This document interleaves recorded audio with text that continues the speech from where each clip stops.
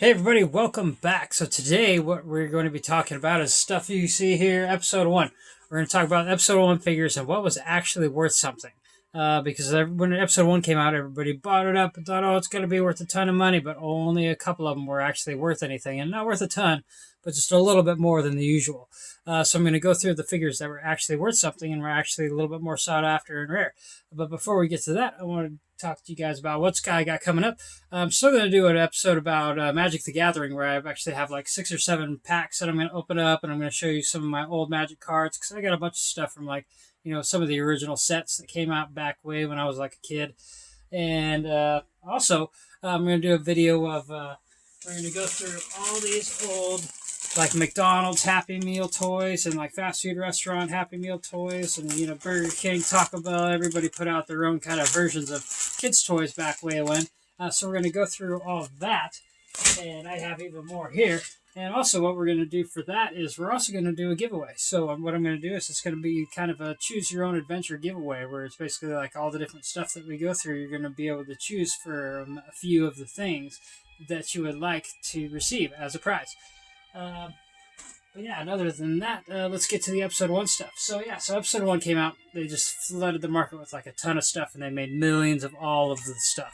Just everything. The figures, the vehicles, the play sets. It was just like back when they did Power of the Force in 1995, and just like how they did back in the early 80s, late 70s when they busted out all the original Star Wars stuff. They just made millions of it, galore. But this time they made even more than they did back then, because there was a lot more people and a lot more Star Wars fans. So yeah, let's get to some of that. I don't have any of the boxed vehicles anymore, but what I do have is a couple of the playsets. So I do have the Fleet Hangar playset. So this one was pretty cool because, I think it maybe came with a droid or something like that, but it came with some little PlayStations in there where you kind of hook the figures up to the ground. And there's these little wands or whatever, little triggers. See, I see the kid with the little trigger right there. So you could kind of move the guys about and kind of create the little battle scenes. But beyond that, they also made another set that would connect to that playset. So the generator complex, basically where Obi-Wan and Qui-Gon have to fight Darth Maul for the final battle. This one actually did come with the battle droid, as you can see there. So I'm still kind of wondering if this one came with a droid inside. I'm not sure. But yeah, there's a bunch of different vehicles and stuff that they also came out with. I kind of show you the action back there, kind of how they have it set up. This is what it kind of actually looks like without all the drama. And they showed you some of the other figures back there. And then this one too, here's the basically like what you actually get instead of the action scene on the front. And then these connected. And I think they also would connect to that R2-D2 case playset that I showed you guys prior. Or at least you could probably make it, work so you kind of like set them on either side of that thing and kind of make one big old thing or whatnot. But yeah, I don't have the entire set of episode 1. Actually, I had almost the whole set way back when, but I sold like my whole collection probably like 15, 20 years ago. And then more recently, as I started collecting again, I just kind of picked up a few here and there when they were cheap and I could find them for basically a good price. But only certain ones were worth any money. And we're going to get to that, but let's go to the cheap ones first. So, these ones are still basically worth what you might have paid for it. Nothing's real gold in the episode 1 series, except for I think there was some European exclusives that are worth a little bit more. But yeah, here's Darth Sidious in all his glory. Actually, I really liked how they did this one. It's kind of before his face got all mangled, but he still kind of looks old. And then we got, everybody, there's just regular Senator Palpatine without his Darth Sidious cloak disguise. And this is the first time you got to see what the Emperor looked like, when he was younger back in his glory days. And here's Chancellor Valorum. Now nobody cares. Womp womp. This is who Palpatine had to unseat to be in charge of the Republic to eventually become the Emperor. And then we got Rick Oley. Who's Rick Oley? Oh, I don't know who Rick Oley is. He's this guy. This was Rick Oley. He was a Naboo guy. You probably put him in one of those Naboo starfighters and fly him around and be all cool. Let's see. Here's everybody's favorite, Watto. Everybody loved Watto. Actually, I kind of liked Watto a lot. He's kind of a cool character. And I like how he wasn't susceptible to the Force mind manipulation, as he let Qui-Gon quite clearly know. And then here's Naboo Royal Security, wah wah, another kind of one of those guys. But you can put him with the Theed Hanger set, and that'd be kind of cool, have him fighting against the battle droids with the Jedis and all that. And then let's go on to the original 3PO before he had any kind of plating or armor over his, gears. And what's cool about all these figures too is they all came with these Comtech chips, and you could buy the Comtech chip reader separate from all the figures, and basically it would make all the different figures where the chips, kind of talk and make different sounds for each individual chip that you got. So the more chips you got, the more sounds you can make come out of their Comtech chip reader. And moving on to the ones, a couple of them that were worth a little bit more than those, just a couple bucks, not much more, but it was like Mace Windu. And of course, he came with the blue saber, because apparently they didn't know he was going to be having a purple saber later. Or I don't even know if they even showed him with a saber out in episode 1. Did he fight with the saber out in episode 1? Maybe not. So maybe he didn't even have a purple saber yet. Maybe that was just episode 2. But yes, there's Mace Windu, blue lightsaber, and all of his glory. And then, of course, the battle droids. So the battle droids are worth a little bit more just because, for troop building, people like to troop build and open these bad boys up. So more of the battle droids were opened than a lot of any of the other figures.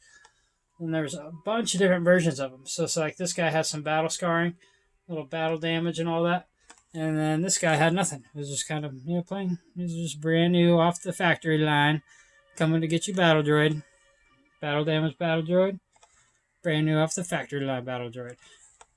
Damage, no damage. But of course there was other ones like, battle droid commanders that had like yellow on them, and just, that had all sorts of different kind of variants on the battle damaged battle droids. So I think there was like 6 or 7 different ones maybe. And they even had ones with like a little darker color, so they were like a little browner, a little more tan. Yeah.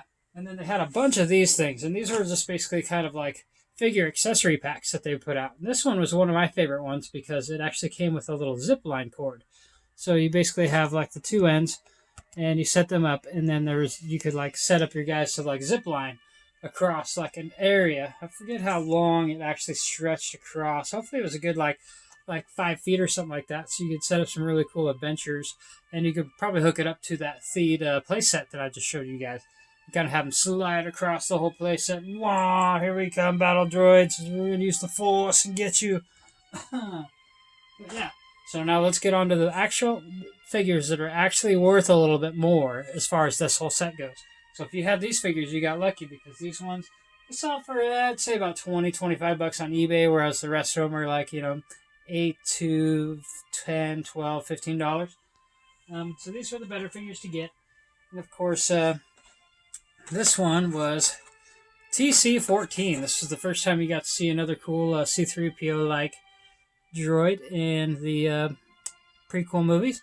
And he was all silver, but he's TC-14. And yeah, just like C-3PO, he has a nice cool chrome. And I like how they actually did him in chrome. So he was awesome to get like that. He comes with some little chrome accessories. I think it's just a tray and like a drink decanter or something like that. And then, of course, he has a little Comtech chip, so I forget kind of what he would say when he would hook that up, but it was just kind of a cool figure.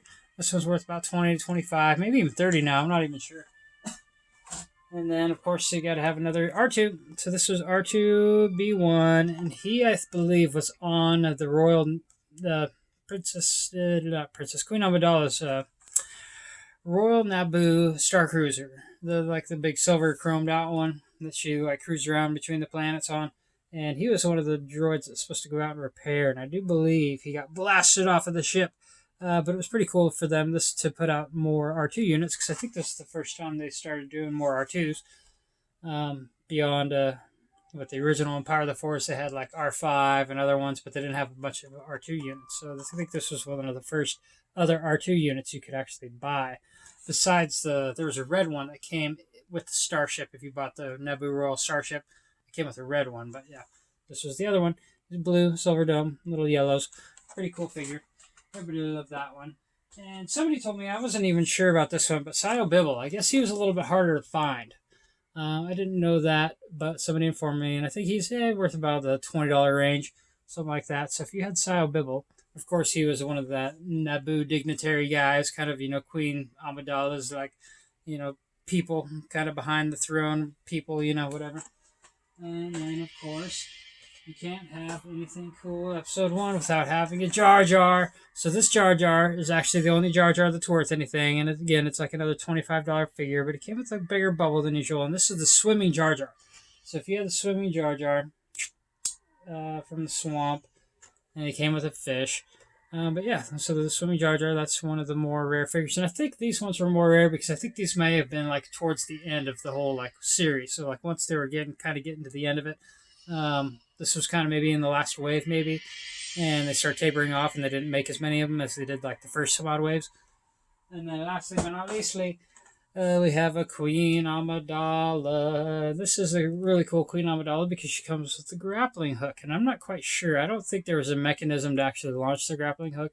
I think it was just a cool gimmick to have it, like so she could like, swing from the rope. And of course, this is when they're trying to escape from the Trade Federation, and they pull the whole switcheroo with Queen Amidalas, and so she takes the rest of them, and they all kind of climb up to the next level of the building by using their grappling hooks.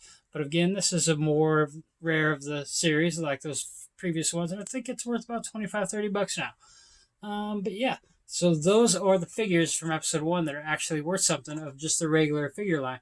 And I believe there is some like European 2-packs that are worth a little bit, and some other like variations of this or that. But yeah, so that's it for the episode one figures that are worth just a little bit more money.